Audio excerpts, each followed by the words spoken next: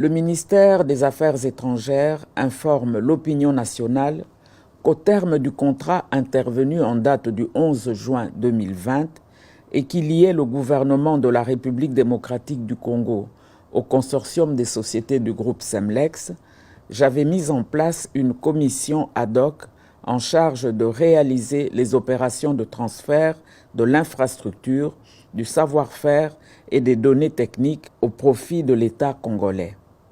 Cette commission avait aussi comme tâche d'examiner les aspects juridiques, techniques et financiers en vue de la relance de la production des passeports. Au terme de ces travaux, cette commission avait soumis à l'attention des autorités compétentes son rapport assorti des options qui devaient être levées.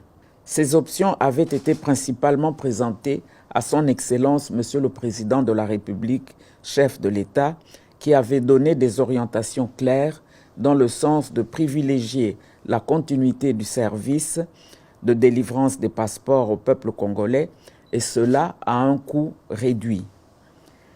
Après l'accomplissement des formalités légales consacrées par la loi numéro 10/010 du 27 avril 2010 relative au marché public et ses mesures d'application, j'ai l'honneur d'informer l'opinion de ce qui suit. 1.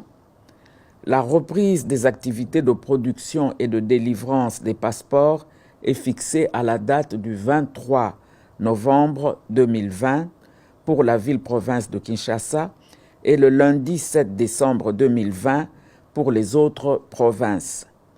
En ce qui concerne les sites distants au niveau de nos représentations diplomatiques et postes consulaires, les opérations débuteront le lundi 21 décembre 2020, une fois que toutes les dispositions seront finalisées. 2. Le coût du passeport revient à l'équivalent en francs congolais de 99 $ américains, payables dans les banques qui seront désignées au pays et à l'étranger en ce qui concerne nos chancelleries. 3.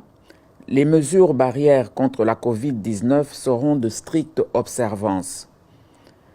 Le ministère des Affaires étrangères remercie toute la population congolaise pour la patience qu'elle a observée pendant ce moment d'attente et l'invite à dénoncer toute forme d'antivaleur susceptible d'être décelée dans la chaîne de production des passeports congolais, symbole important de notre identité nationale et de notre souveraineté, faite à Kinshasa le 17 novembre 2020. Je vous remercie.